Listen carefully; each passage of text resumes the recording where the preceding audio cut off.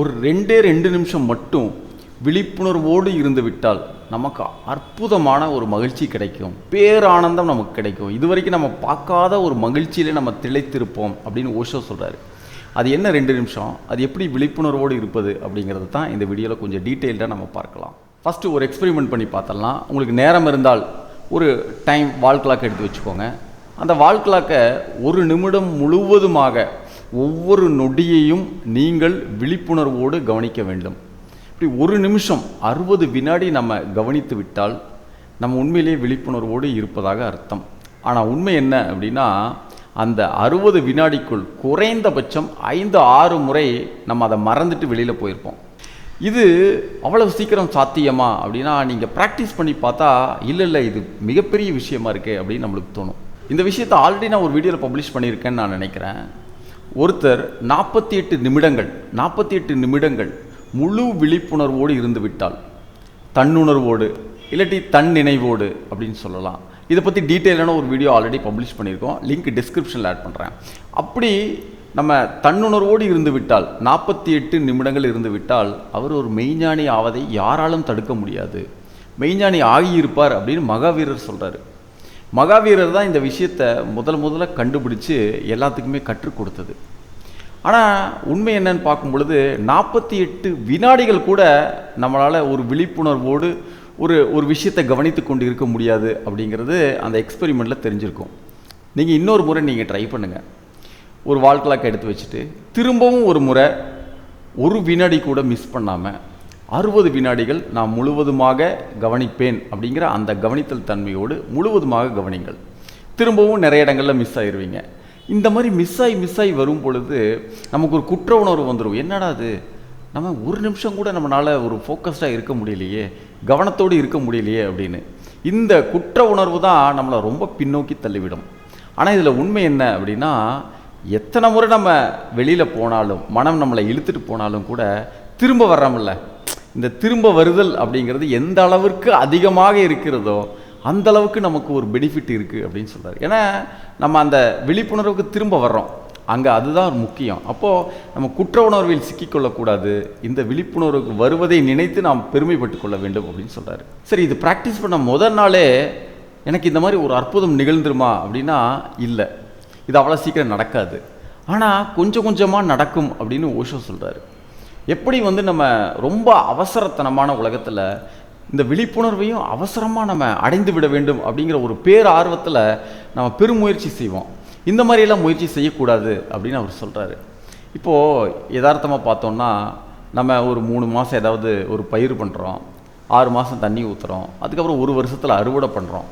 ஆனால் இந்த விழிப்புணர்வு பயிற்சிங்கிறது அப்படி கிடையாது. எதற்கு அந்த அவசரம்? 100 வருஷம் ஆகட்டும், இந்த விழிப்புணர்வு கொஞ்சம் கொஞ்சமாக வளர்ந்து கொண்டே வரும், நீங்கள் கவலைப்பட வேண்டாம். இது அவர் சொல்கிறாரு, ஒரு ஜடார் மரங்களை போன்று மிக உயர்ந்த அளவில் வளரக்கூடிய ஒரு விஷயம். அது வளர்ந்ததுக்கு அப்புறமா ஒரு 1000 வருடங்கள் 5000 வருடங்கள் இருக்கக்கூடிய தன்மை இருக்கிறது அந்த விழிப்புணர்வு இருக்குது. அப்போ அந்த அளவுக்கு வளரக்கூடிய தன்மை இருப்பதனால அது கொஞ்சம் கொஞ்சமாக தான் வளரும், இன்னைக்கு நினச்சி நாளைக்கே வளர்ந்துடாது அப்படின்னு அவர் சொல்கிறாரு. அப்படி ஏதாவது ஒரு விஷயத்தில் விழிப்புணர்வோடு இருக்கும் பொழுது 2 நிமிடம் இருந்து விட்டால் அற்புதமான மகிழ்ச்சி நமக்கு கிடைக்கும். அப்போ நம்மளுக்குள்ளே என்ன ஃபீல் வரும் அப்படின்னா, அடடா நம்ம மிகப்பெரிய விஷயத்தை அடைஞ்சிட்டோமே, பேரானந்தத்தை அடைந்து விட்ட அந்த திருப்தி நமக்குள்ளே ஏற்பட்டு விடும். ஆனால் ஓஷோ சொல்கிறாரு, அது மிகப்பெரிய தடையாக அமைந்து விடும். அப்படி ஏதாவது பெருசாக நீங்கள் அடைஞ்சிட்டீங்க அப்படிங்கிற ஒரு ஃபீலுக்கு வந்துடாதீங்க. அதுதான் ஆரம்பம். அந்த ஆரம்பத்திலே நீங்கள் திருப்தி அடைந்து விடக்கூடாது, அந்த இடத்துல நீங்கள் சிக்கிக்கொள்ளக்கூடாது. நிறைய பேர் இந்த இடத்துல சிக்கிட்டு இதில் இந்த 2 நிமிடம் விழிப்புணர்வோடு இருப்பதனால் பெரும் மகிழ்ச்சி நமக்கு கிடைக்கும் இல்லையா, அந்த இடத்துல சிக்கிவிட்டு இன்னைக்கு வரைக்கும் தவித்து கொண்டு இருக்கிறார்கள். அப்போ இந்த இடத்துல நீங்கள் சிக்கிவிடக்கூடாது அப்படிங்கிறத வலியுறுத்தி சொல்கிறார். அப்போது இந்த தன்னுணர்வோடு இருக்கும் பொழுது ஒரு அதிசயம் நிகழும் அப்படின்னு ஓஷோ சொல்கிறார். என்ன அப்படின்னா, நம்மை பற்றிய அந்த தன்னுணர்வோடு இருக்கும் பொழுது உடலில் இருக்கக்கூடிய நிறைய பல காலங்களாக இருக்கக்கூடிய நிறைய இறுக்கங்கள் காணாமல் போகும் அப்படின்னு சொல்லுவார். இப்போ கால்லையாக இருக்கலாம், கையிலையாக இருக்கலாம், கழுத்துலையாக இருக்கலாம், தலையிலையாக இருக்கலாம், இப்படி ஏதாவது ஒரு இடத்துல நம்ம தொட்டு உணர முடியாத நிறைய இறுக்கங்கள் அங்கே இருக்கும். அதனால் நம்மளுக்கு ஒரு ஸ்ட்ரெஸ் இருக்கும், அதனால் வலிக்கும். சில நேரங்களில் பார்க்கும் பொழுது எந்த விஷயமே இங்கே இல்லையே, நல்லா தானே இருக்குது, அப்புறம் ஏன் வலிக்குது ஒரு இனம் புரியாத ஒரு வழி அங்கே இருந்து கொண்டிருக்கும். இப்படி தன்னுணர்வோடு இருக்கும் பொழுது கொஞ்சம் கொஞ்சமாக நம் உடலில் இருக்கக்கூடிய அந்த இறுக்கம் எல்லாமே தளர்வு நிலைக்கு வந்துவிடும், ரொம்ப இயல்பாக மாறிவிடும். இப்படி உடல் முழுவதும் ஒரு நாள் நல்ல தளர்வான ஒரு நிலையை அடைந்துவிடும். அந்த இடத்துல இன்னொரு அதிசயம் நிகழும் அப்படின்னு சொல்கிறார். என்ன அப்படின்னா, நம்ம தூங்கும்போது கனவு வருது இல்லையா? அடடா, தூங்கும்போது கனவு வருகிறது. அதையும் நம்ம கவனிக்கிறதுக்கு ஒரு ப்ராக்டிஸ் நம்ம சொல்லியிருந்தோம். அவர் சொன்ன ப்ராக்டிஸ் சொல்லியிருந்தோம். அதை நீங்கள் மறக்காமல் பாருங்கள். லிங்க் டிஸ்கிரிப்ஷனில் ஆட் பண்ணுறேன். அப்போது தூங்கும்போது நமக்கு கனவு வருது. அதே போல் நாம் விழித்திருக்கும் போது நம்ம எண்ண ஓட்டம் நம்ம ஒரு கனவு மாதிரி, ஒரு மேகம் மாதிரி நம்மக்கிட்ட எண்ணங்கள் ஓடிக்கொண்டே இருக்கிறதே அப்படின்னு அது மேலேயும் ஒரு விழிப்புணர்வு வந்துவிடும் அப்படின்னு சொல்கிறாரு ஓஷோ. என்ன ஒரு அதிசயம் பாருங்கள். இது வரைக்கும் நமக்கு தாட் ப்ராசஸ் ஓடிக்கிட்டு தான் இருக்குது. என்றைக்காவது அது மேலே விழிப்புணர்வு வந்திருக்கா? இல்லை. நம்ம முதல்ல தன்னுணர்வோடு இருக்க ஆரம்பிக்க வேண்டும். அப்போ உடலில் இருக்கக்கூடிய நிறைய இறுக்கங்கள் காணாமல் போகும். அதற்கப்புறமா மன இறுக்கங்கள் நிறைய காணாமல் போகும். அப்பொழுது ரொம்ப தளர்வு நிலையில் எப்படி தூங்கும் பொழுது கனவு வருகிறதோ, நம் விழித்திருக்கும் போதும் எண்ணங்கள் கனவுகள் போன்று அப்படியே போய்கொண்டே இருக்கும்னு சொல்கிறாரு. இது எவ்வளோ பெரிய அற்புதங்க. இந்த மாதிரி நமக்கு என்னைக்காவது ஒரு நிலை இருந்திருக்கா அப்படின்னா நிச்சயமாக இந்த எக்ஸ்பீரியன்ஸை யாருமே அடைந்திருக்க முடியாது. ரொம்ப ரொம்ப ரேர். பகுத்தர் மாதிரியான, ரமணர் மாதிரியான, ஓஷோ மாதிரியான ஒரு சிலர் மட்டும்தான் இந்த நிலையை அடைஞ்சிருக்காங்க. இதை அடைவதற்கு சில வழிமுறைகளும் சொல்லி கொடுத்துருக்காங்க. ஆனால் நம்ம ஃபாலோ பண்ணுறதுக்கு எவ்வளோ சிரமமாக இருக்கு பாருங்க. அந்த அளவுக்கு மனதால் நாம் ஆக்கிரமிக்கப்பட்டிருக்கிறோம் அப்படிங்கிறது தான் உண்மையான ஒரு விஷயம். அப்போது எப்படி ஒரு இருள் இருந்தால் ஒரு மெழுகுபத்தி ஏற்றிட்டு போகும் பொழுது அந்த இருள் கொஞ்சம் கொஞ்சமாக காணாமல் போகிறதோ, அதே போல் நமக்கு இருக்கும் வலியும் வேதனைகள் அத்தனை விஷயங்களும் கொஞ்சம் கொஞ்சமாக அந்த விழிப்புணர்வு அப்படிங்கிற வெளிச்சத்தில் அந்த இருள் காணாமல் போவது போல் இந்த பிரச்சனைகளும் எல்லா விஷயமும் காணாமல் போயிடும். அப்போது நீ மட்டும்தான் இருப்ப, ஒளிர்ந்து கொண்டு இருப்பாய் அப்படின்னு சொல்கிறார் ஓஷோ. எவ்வளோ ஒரு அற்புதமான விஷயம். இந்த விஷயத்தை நீங்கள் திரும்ப திரும்ப ப்ராக்டிஸ் பண்ணி பாருங்கள். ஓரிரு நிமிடங்கள் அந்த வாட்சை நீங்கள் முழுமையாக பாருங்கள்.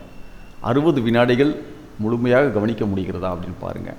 120 வினாடிகள் முழுமையாக கவனிக்க முடிகிறதா அப்படின்னு பாருங்கள். இன்னொரு 3 நிமிடங்கள் கவனிக்க முடிகிறதா அப்படின்னு பாருங்கள். கொஞ்சம் கொஞ்சமாக இம்ப்ரூவ் பண்ணுங்கள்.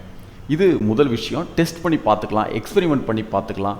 ஒரு நிமிஷத்தில் எத்தனை முறை நம்ம மனதால் வெளியே இழுத்து செல்லப்படுகிறோம் அப்படிங்கிறத நம்ம தெரிந்து கொள்ளலாம். திரும்பவும் அந்த கவனத்திற்கு நம்ம வந்துவிட வேண்டும். இதுதான் எக்ஸ்பெரிமெண்ட் பண்ணுறதுக்கு.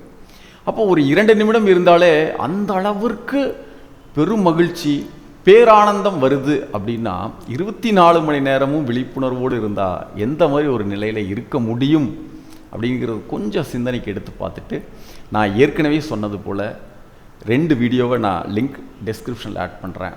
நீங்கள் திரும்ப திரும்ப அதை பாருங்கள். சும்மா உட்கார்ந்துருக்கும்போது மூச்சை கவனிக்கும் பயிற்சியும், நாம் செயல்படும் பொழுது செயல் மீது கவனமும், நாம் தான் இந்த செயலை செய்து கொண்டு இருக்கிறோம் அப்படிங்கிற இந்த கவனமும் மிக மிக முக்கியம். இந்த 2 விஷயங்கள் தான் ஓஷோ சொன்ன இப்பேற்பட்ட நிலைக்கு நம்மை எடுத்து செல்லும். உங்களுடைய கருத்துக்களை கமெண்ட் பாக்ஸில் டைப் பண்ணுங்கள். மீண்டும் இன்னொரு அற்புதமான வீடியோவில் கூடிய சீக்கிரம் உங்களை சந்திக்கிறேன். அதுவரை நன்றி.